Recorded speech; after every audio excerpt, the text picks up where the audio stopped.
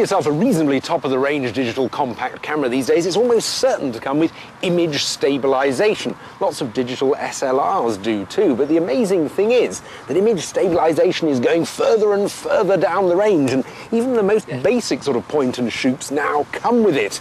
The thing is, though, on these cheaper cameras, is it any good? We bought both these two for under 100 quid each. Yep. The purpose of image stabilization is to get rid of the blur that you get from a shaking camera. So a camera that's not on a tripod, or a camera you're using for action, like on your mountain bike or sticking out of a car, or here in the blustery countryside. It's not that blustery, though, is it? No, it's not, is it?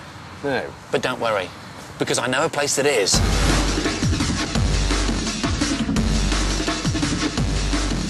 That's blustery.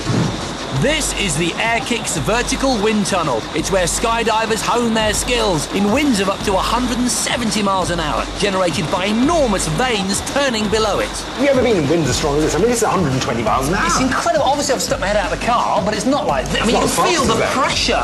Yeah. In fact, if anything is going to test the image stabilization capabilities of these two cameras, it's this. I mean, this is taking wind and buffeting and all that to the extreme. Our challenge was to find out which of our cameras would take the steadiest picture of our still-life potted plant in an extremely unsteady environment. Right, mate, here we go. All right.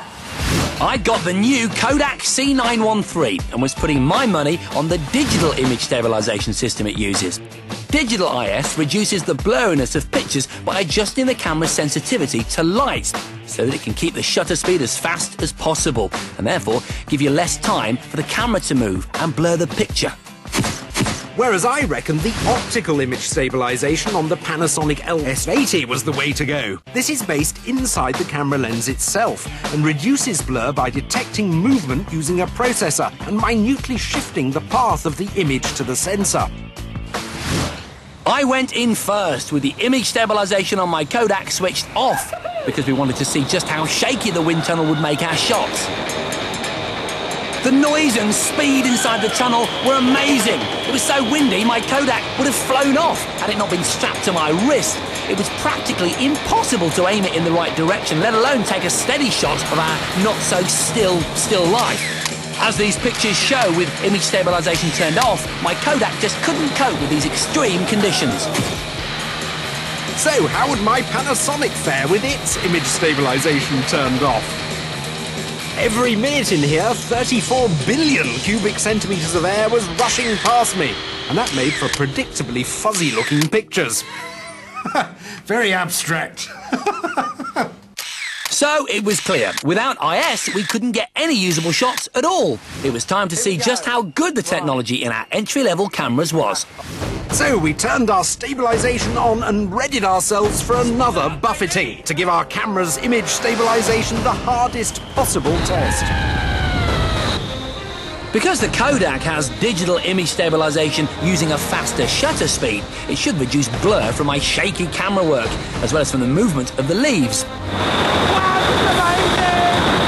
It should also allow me to up the light sensitivity by using the one-touch button for steady shots. This is something you can do manually in most cameras, but it was much more handy in my point-and-click Kodak.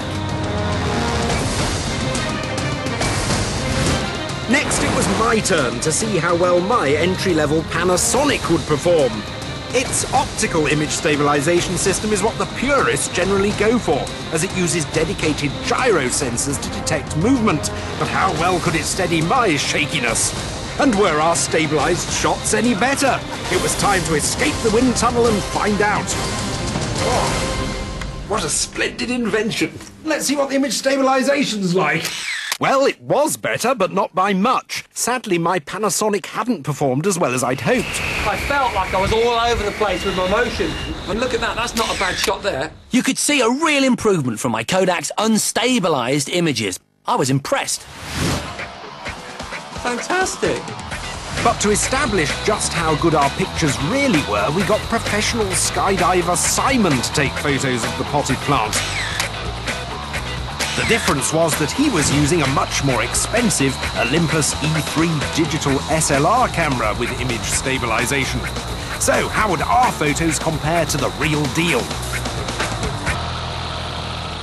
And here's all three results. Yeah. The SLR, the professional grade camera, is clearly way ahead of Yeah, our this is two. our control picture, if you Yeah. like, and you can really see the high-end technology stabilising the picture there. Yeah, and you can boost the sensitivity, boost the shutter speed, and still end up with a great picture. Absolutely. I mean, my Panasonic, I was really a bit disappointed, actually. I Yeah. mean, the optical image stabilisation, it just couldn't quite freeze the image, and also it couldn't freeze the image of the plant because the shutter speed's still slow. It's the thing, it's just a smooth image. It's just Yeah. not in focus, and you know, it's obviously being Yeah, affected by just the movement. blurred. Yeah. Whereas my image certainly isn't smooth. It's very grainy, but it's absolutely pin sharp. It's pin sharp, but the cost of that sort of cheap and cheerful way of just getting a stable image by boosting the sensitivity means you end up with a horrible amount of noise in the picture. You absolutely do, but to be fair to Kodak, they don't call it image stabilisation, they call it blur reduction, and that's exactly what it's done. It's reduced the blur. Just a button press. Yeah, and so I think just fractionally, the winner of this second stage of this week's challenge is Kodak's C913. Remember to enter this week's awesome and gobsmacking competition. We're giving away pretty much every gadget you need to make that transition to full-on high-end geek, including a swarm of games consoles, a shoal of TVs, a brace of computers, and free phone calls, broadband and high-def TV for a whole year. The prize fund contains an incredible 70 gadgets worth over £23,000. And to be with a chance of winning it, you'll need to know the answer to this question.